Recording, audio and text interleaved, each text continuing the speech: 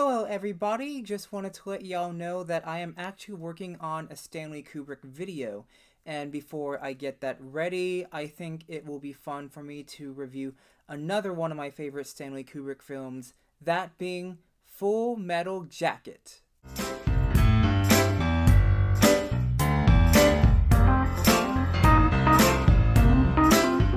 Full Metal Jacket is a 1987 Vietnam War film written and directed by Stanley Kubrick, and the movie stars Ermey, Matthew Modine, Vincent D'Onofrio, Adam Baldwin, and so many other roles. So this movie is basically split into two halves. You have the boot camp training in Parris Island in South Carolina for the United States Marine Corps during the Vietnam War era, and then you have the battlefields of the city of Vietnam that take place within the urban areas of that place.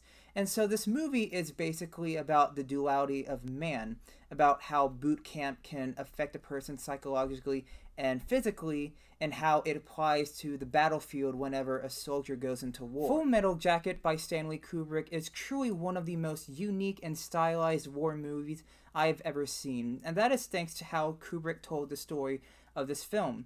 It is really cool how Full Metal Jacket is a type of movie that feels like two films in one, as I've just stated. You really get to see all of the United States Marine Corps train in Parris Island in South Carolina, and to see all the physical and mental struggles that they go through concerning the insults by the drill sergeant, the exercises, the obstacle courses, the weapons training.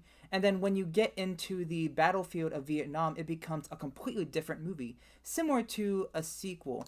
And through that way, it's basically trying to explore the transformation of how people, when they are drafted, and how a draft can really change a person throughout an era of war and conflict. First thing to praise from Full Metal Jacket are the performances. The best performances in this movie are Ermey and Vincent D'Onofrio, because Ermey does one of the best jobs as a drill sergeant for the Marines. He is very funny and very insulting on screen, and one of the coolest things that I had found out about Ermey was that Stanley Kubrick was originally not going to cast him as a drill sergeant.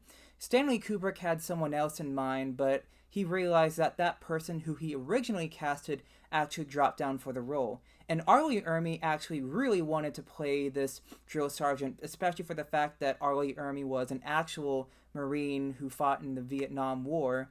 And so when he found out that he wanted to replace the original guy, Ermey decided to, I believe that he sent some audition footage or tapes to Stanley Kubrick, and I believe he also improvised a lot of his lines in the film. So Stanley found out that it was such a great idea to have Ermey as a replacement, and he really steals the show. So I really miss Ermey. He still gave out one of the best performances in this movie within the first half of the film as a drill sergeant. Vincent D'Onofrio, on the other hand, is also amazing as Private Gomer Pyle, because you actually kind of relate to this character, because he is someone that really does not fit completely in the military. He's overweight, he's getting picked on, and then you also see his psychological transformation between him as a regular person beginning to realize that this military training is very tough physically and mentally, and when Vincent D'Onofrio is on screen, he can go from very innocent to ultimately scary at the end. That is why I love the performances in Full Metal Jacket. The thing I love the most about Full Metal Jacket is the cinematography alone, because Full Metal Jacket is a movie that has some of the best camera work ever handled in a war film. What I really love about this film is how this camera just feels so steady throughout almost every scene. No shot is ever wasted during this movie. You actually see the shots happening, and what I really love about Kubrick's direction is how every shot just feels very symmetrical whenever actors are jogging in boot camp, or whenever you have a battle scene of actors or the Marines firing their guns at a building. Everything just feels so symmetrical and blocked very well, and it's to the point where it feels as if it's one-point symmetry of a shot in cinematography. And also what I love is how the camera just doesn't feel as if it is shaky cam, where to the point where you do not see the things that are happening. Even in points where the camera has to move and follow the actors, it goes on for a continuous take, and then it cuts to a great cut. And whenever you just see all of these scenes happening of tracking shots and even helicopters flying or tanks coming in, that is just perfection of cinematography by Stanley Kubrick's direction. The fun fact that I would love to tell everybody about Full Metal Jacket is how this movie was actually shot in London for the Vietnam War scenes. And that is because Kubrick was a type of director that really hated leaving his home in the UK. Majority of his films were actually filmed in the UK, and he never felt comfortable traveling outside there to even just look for location scouting of a jungle for the Vietnam War scenes. So his location scouting team actually found an old abandoned building in the UK, and that basically looked very similar to a ruined French building that was destroyed during the Vietnam War. So basically his location scouting team used that abandoned old building in London and then eventually placed pine trees to make it look as if it's a ruined city in Vietnam. And so whenever they filmed there, it is just so cool to know that majority of this film was actually filmed in East London, making you feel as if you're actually in the urban areas of Vietnam. And that's actually just a fun fact that I just wanted to share with you, especially for the fact that I'm wearing a London shirt, and it's so relevant to the filming location of Full Metal Jacket. Kubrick's take on Full Metal Jacket is actually very interesting for me, because this movie has a very stylized but serious depiction of what war was like in Vietnam. And Kubrick was a type of director that really wanted to discover a war film through his own stylization, and so when he came across Full Metal Jacket, he believed that it was basically a way to reflect on Vietnam back in 1987. And basically the cool thing about this movie is that there are several tones to this film.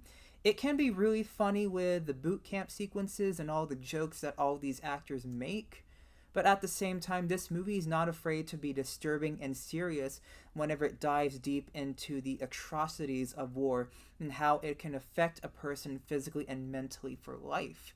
And whenever you're watching this movie, it also felt as if you're watching something like Dr. Strangelove, especially for the fact that Dr. Strangelove poked fun at nuclear war of the 60s and how basically they used humor and dark subject matter to explore that type of issue. And with those type of things that Kubrick used in Dr. Strangelove, he applies it again to Full Metal Jacket to allow audiences to just find the ridiculousness of these type of conflicts that we face as human beings around the world. And that is basically the genius of Kubrick once again in Full Metal Jacket. It is not just a war picture that you just watch. It is also a film that you really think about once you discover that it is two halves about how training affects you, how war affects you, and how everything around you can affect you as an individual. That is why Full Metal Jacket is such a great film. I highly recommend this Stanley Kubrick movie. And of course, I have to give Full Metal Jacket a 10 out of 10.